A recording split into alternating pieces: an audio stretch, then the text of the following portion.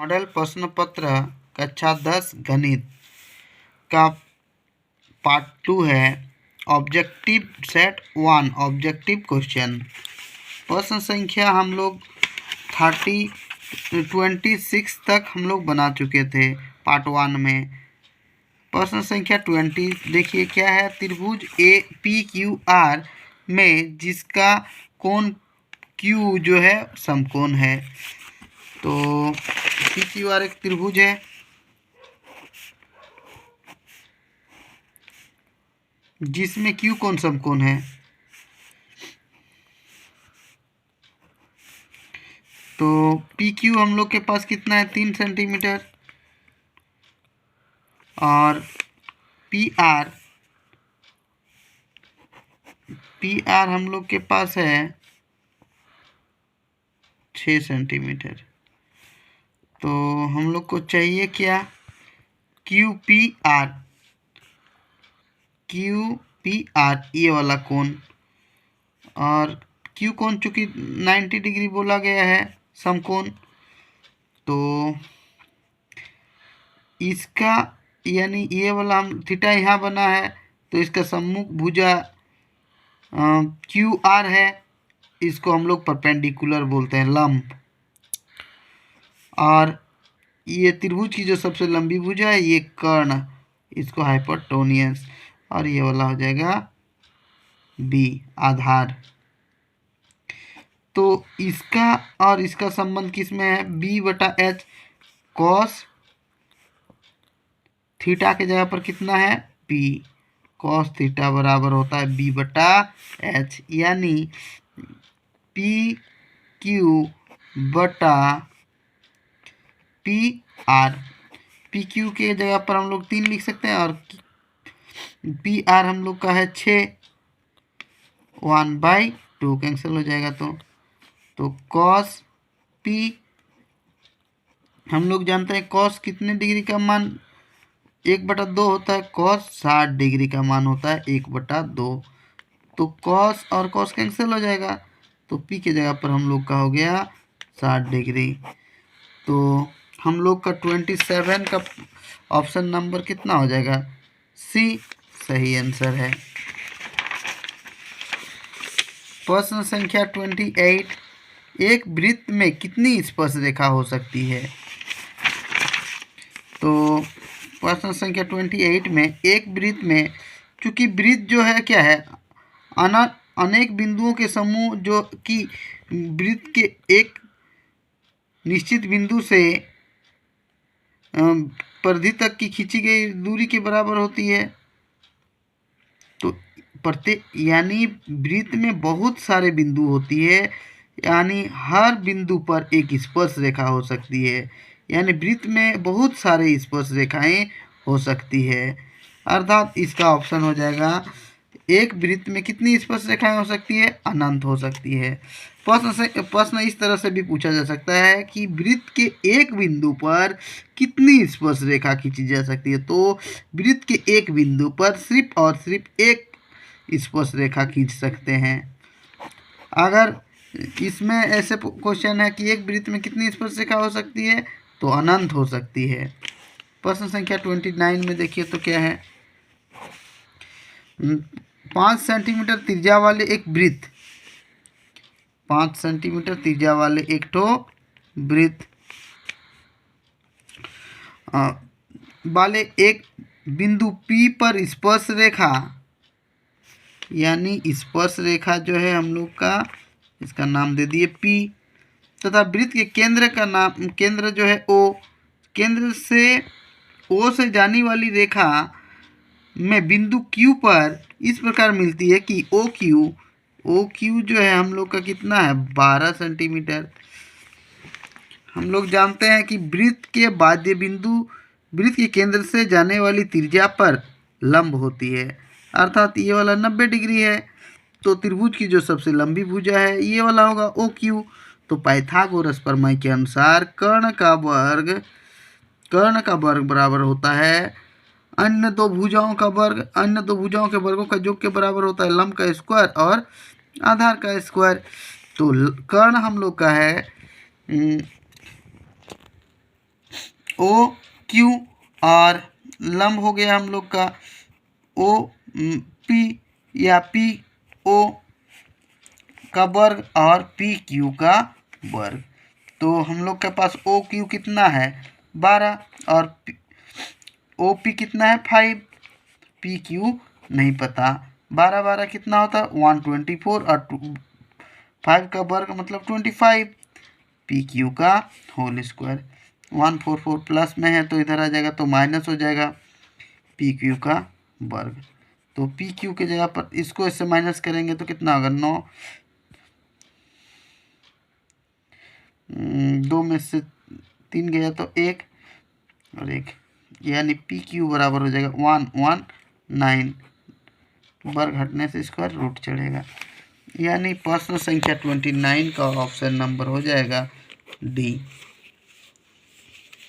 प्रश्न संख्या 30, यदि टी क्यू टी पी और टी क्यू केंद्र ओ वाले वृत्त की 2 स्पर्श रेखाएं हैं अर्थात अच्छा क्वेश्चन नंबर 30 में क्या है, एक वृत्त जिसका केंद्र ओ है तथा वृत्त की 2 स्पर्श रेखा टीपी और टी क्यू, यानी टी दोनों जगह पर है यानी कॉमन है उभयनिष्ठ बिंदु है तो टी यहाँ हो जाएगा, पी यहाँ भी लिख सकते हैं या यहाँ भी लिख सकते हैं, तो पी यहाँ पर लिखे और क्यू यहाँ पर लिखे। तो क्वेश्चन कहता है 2 स्पर्श रेखाएं इस प्रकार है कि पी ओ क्यू बराबर 110 डिग्री, पी ओ क्यू बराबर 110 डिग्री।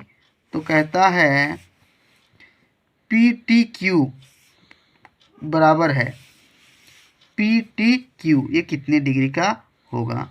क्योंकि हम लोग अभी बताया कि वृत्त के केंद्र से जाने वाली त्रिज्या पर लंब होती है, यहाँ पर 90 डिग्री है तो यहाँ भी ये भी उसी तरह से हम लोग लिख सकते हैं, ये वाला 90 डिग्री ये वाला 90 डिग्री, तो ये वाला चूँकि यहाँ पे देखिए पी ओ क्यू टी चतुर्भुज बना है और चतुर्भुज के सभी कोनों का जोड़ कितना होता है 360 डिग्री। अगर 360 में से इन सभी कोनों को इसको घटा देते हैं तो ये वाला कोण निकल जाएगा। तो 90 और 90 128 180 और इधर 110 है तो हो जाएगा 290। अगर हम लोग 290 को इससे घटा देंगे तो ये वाला कोण निकल जाएगा, यानी पी टी क्यू कितना हो गया हम लोग का 70 डिग्री। 60 डिग्री केंद्रीय कोणों और 14 सेंटीमीटर त्रिज्या वाले त्रिज्याखंड का क्षेत्रफल है। तो हम लोग के त्रिज्याखंड का क्षेत्रफल हम लोग जानते हैं क्या होता है, theta by 360 degree into pi r square. तो हम लोग के पास थीटा कितना डिग्री है 60 डिग्री है और आर हम लोग के पास 14 है, तो त्रिज्याखंड का क्षेत्रफल होता है थीटा के जगह पर हम लोग 60 लिख सकते हैं बटा 360 डिग्री इंटू पाई के जगह पर 22/7 और आर 2 बार लिख सकते हैं 14 इंटू 14, 7 2 जा 14, 6 छके 36, 2 1 कम 2 2 तिया 6, 22 को 14 से गुना करेंगे 4 दूनी 8 4 दूनी 8 2 2 308/3 सेंटीमीटर स्क्वायर। प्रश्न संख्या 31 का कितना हो जाएगा 308/3। प्रश्न संख्या 32, आर त्रिज्या वाले त्रिज्या कितना है आर है और थीटा हम लोग के पास कितना है पी डिग्री है, तो त्रिज्याखंड का क्षेत्रफल क्या हो जाएगा, हम लोग जानते हैं त्रिज्याखंड का क्षेत्रफल होता है theta by 360 degree into pi r square. Theta कितना है हम लोग के पास पी डिग्री बटा 360 इंटू पाई, आर के जगह पर हम लोग कैपिटल आर लिखे हैं तो theta by 360 degree into pi r square. इसका ऑप्शन नंबर थीटा के जगह पाई है पी है pi r square by 360 degree, यानी ऑप्शन नंबर डी। प्रश्न संख्या 33 में क्या है, दो वृत्तों की त्रिज्याएं क्रमशः आर 19 और 9 है, तो उस वृत्त की त्रिज्या क्या होगी जिसकी परिधि दोनों वृत्तों की परिधियों के योग के बराबर है। मान लीजिए कि नए वृत्त की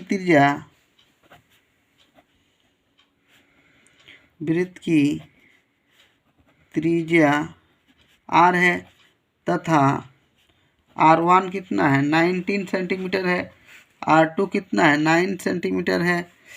तो प्रश्न कहता है कि दोनों वृत्त की परिधि यानी पाई r1 और दोनों वृत्त की परिधि 2 पाई r2 बराबर नए वृत्त की परिधि के योग के बराबर है 2 पाई r।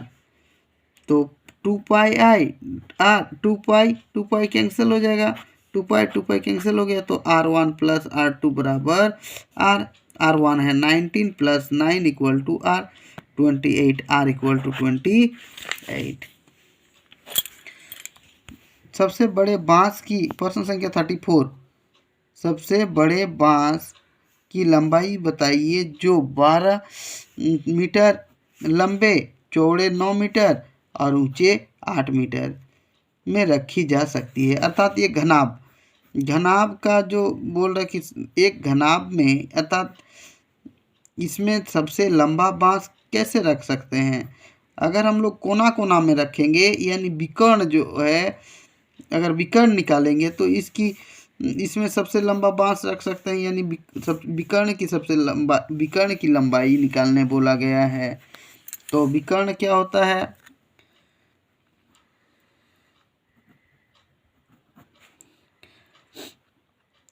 L square B square और एच स्क्वायर रूट अंडर। तो लंबाई हम लोग के पास कितना दिया गया है 12 का स्क्वायर, बी हम लोग के पास 9 और एच हम लोग के पास 8। तो 12 कितना हो जाता है 124, 9 9 81, 8 80 64,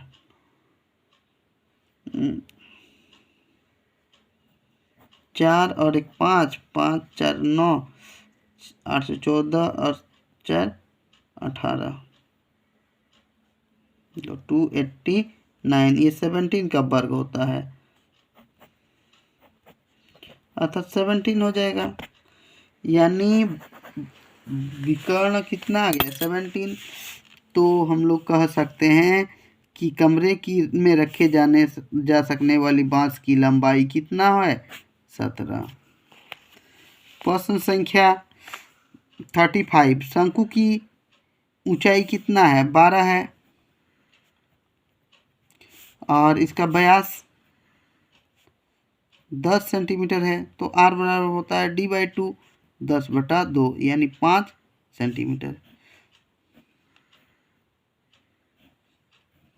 शंकु का क्या बोला गया है, हम लोग के पास r दिया है और h दिया हुआ है, तो l निकालने बोला है, यानी समकोण त्रिभुज बन रहे हैं यहाँ पर। यानी हम लोग जानते हैं l बराबर होता है l स्क्वायर बराबर होता है h square plus r square. तो l तो पता नहीं, l को ज्ञात करना है। h हम लोग के पास 12 है और r हम लोग के पास कितना है 5 है। 12 12 144, 5 5 25, यानी जोड़ेंगे तो 169, यानी 13 का वर्ग हो जाएगा, यानी l स्क्वायर और स्क्वायर कैंसिल हो जाएगा, l बराबर 13 सेंटीमीटर।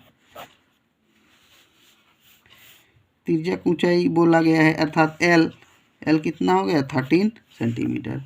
36, प्रश्न संख्या 36, मॉडल बनाने वाली मिट्टी से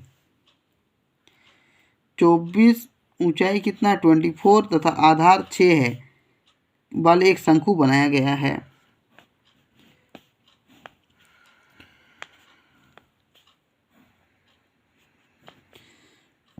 शंकु बनाया गया है जिसमें एक बच्चे ने इसे गोले का आकार दे दिया, चूंकि शंकु को क्या बना दिया गोला बना दिया, अर्थात शंकु का आयतन जितना होगा गोले का आयतन भी उतना ही होगा।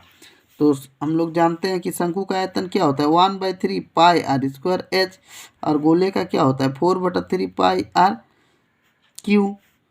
हम लोग के पास इसकी शंकु की त्रिज्या दिया हुआ है कितना 6, और ऊंचाई कितना है 24। तो गोले की त्रिज्या ज्ञात करने बोला है, इसको आर मान लिए, कैपिटल आर। तो हम लोग का देखिए तो 3 कैंसिल हो जाएगा, पाई पाई कैंसिल हो जाएगा, आर हम लोग के पास कितना है 6 का स्क्वायर, यानी 6 को 2 बार लिखेंगे, और एच कितना है 24, 4 इंटू आर क्यूब, 4 छके 24, यानी 6 का क्यूब यानी r cube. R equal to कितना हो जाएगा 6 सेंटीमीटर। अर्थात प्रश्न संख्या 36 का में पूछा गया था कि गोले की त्रिज्या कितनी होगी, तो 6 सेंटीमीटर।